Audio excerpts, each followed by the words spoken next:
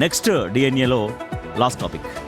తమిళనాడులో ఎమ్మెల్యేల కార్లపై రచ్చెందుకు? సీఎం విజయ్ ఇచ్చిన కార్ల ఆఫర్ను 59 మంది డిఎంకే ఎమ్మెల్యేలు రిజెక్ట్ చేయడం వెనుక అసలు పొలిటికల్ లెక్కేంటి? ఎమ్మెల్యేల నియోజకవర్గ పర్యటనకు కారు అవసరమా, లేక ప్రభుత్వ ఖజానాపై అదనపు భారం మాత్రమేనా?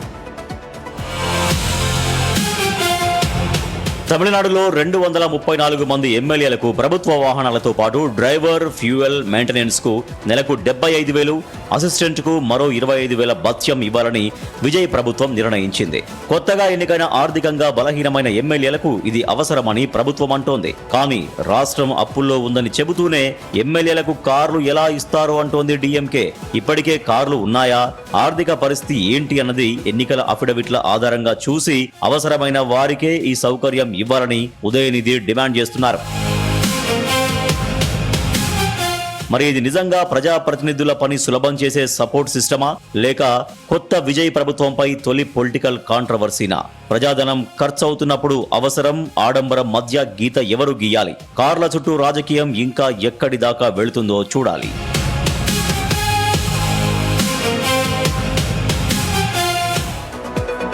కాంట్రవర్సీలకు అవకాశం ఏముంది? ప్రభుత్వం తీసుకున్న నిర్ణయం మంచిగుంది, ప్రతిపక్షం తీసుకున్న నిర్ణయం కూడా బాగానే ఉంది. ప్రభుత్వం ఏమంటుంది, చాలా మంది కొత్తగా గెలిచిరు, వాళ్ళకి అసలు కార్లు కూడా లేవు, నియోజకవర్గాల్లో తిరగాలంటే చాలా ఇబ్బంది అవుతుంది కాబట్టి వాళ్ళకి కార్లు ఇస్తున్నాము, 234 మందిలో అందరికి ఇస్తాం, ఎవరైతే వాళ్ళు తీసుకోండి, ఎవరికి అక్కడ ఉంటే వాళ్ళని వాళ్ళు చెప్తున్నారు.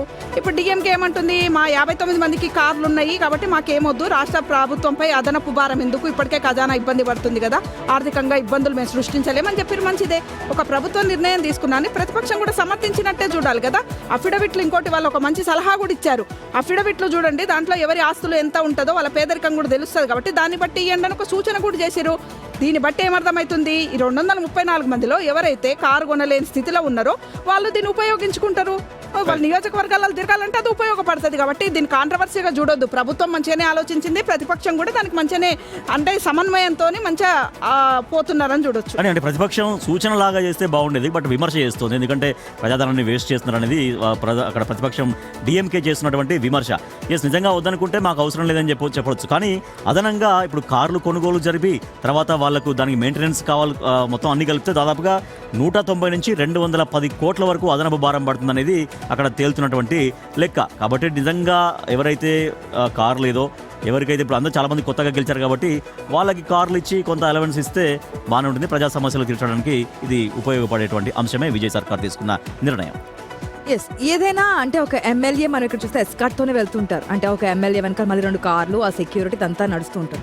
తమిళనాడు పాలిటిక్స్ ఈసారి మనం చూస్తే కాస్త భిన్నంగానే కనిపించాయి. అంటే గతంలో ఎప్పుడు ఎన్నిక కాని వాళ్ళు, సామాన్య ప్రజలు కూడా ఎమ్మెల్యేకి ఈసారి గెలిచారు. కేవలం టీవీకి అధినేత ఆ యొక్క విజయ్ ఫోటో చూసి గెలిచినటువంటి సందర్భం మనకు కనిపించింది. ఉన్నటువంటి 234 మంది ఎమ్మెల్యేలకి కార్లు ఇవ్వాలన్నారు. దానికి సంబంధించి మళ్ళీ అంటే గవర్నమెంట్ వెహికల్తో పాటు డ్రైవర్కి, ఫ్యూయల్కి, మెయింటెనెన్స్కి నెలకి 75,000 రూపాయలు, అసిస్టెంట్కి వాళ్ళు 25,000 ఈ విధంగా చేయాలని చెప్పి గవర్నమెంట్ డెసిషన్ తీసుకున్నట్టు తెలుస్తుంది. దీన్ని డిఎంకే స్టాలిన్ కూడా ఖండించారు. ఎందుకంటే ఆ ఖండించడం కూడా బాగానే ఉంది. అంటే ప్రతిదీ చేసిన తర్వాత వృధా అయిపోయిన తర్వాత సరే ప్రభుత్వ ఖజానా ఖాళీ అయిపోవాలని చెప్పి ప్రతిపక్షాలు చూస్తుంటే ఆ తర్వాత హామీలు అమలు చేయలేరు కదా అని. కానీ ప్రభుత్వ ధనం వృధా కాకుండానే అవసరం లేదని చెప్పి తిరస్కరించారు. ఎందుకంటే ఆ ఎమ్మెల్యేలకి ఆడి వెహికల్స్ ఉంటాయి కాబట్టి కొత్తగా ప్రభుత్వం నుంచి ఇవ్వనవసరం లేదు అనేది ఒక ప్రతిపాదన మంచిగానే ఉంది.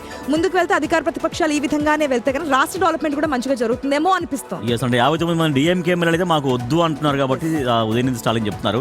నిజంగా టీవీకేలో కూడా ఎవరైనా కారు ఉన్న వాళ్ళు, సొంతంగా ఉన్న వాళ్ళు కూడా తీసుకోకుండా నిజంగా ప్యూర్గా ఎవరికి అవసరం ఉందో వాళ్ళే మాత్రమే తీసుకుంటే ప్రభుత్వ ఖజానాకు చాలా వరకు మిగిల్చిన వాళ్ళు అవుతారు.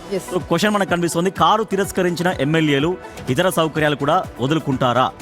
ఈ ఒక్కటే కాదు, ఇతర సౌకర్యాలు వాళ్ళు ఎఫోర్డబుల్ ఉన్న వాళ్ళు ఇతర సౌకర్యాలు వదులుకుంటారా అనే క్వశ్చన్ కూడా మనకు కనిపిస్తుంది.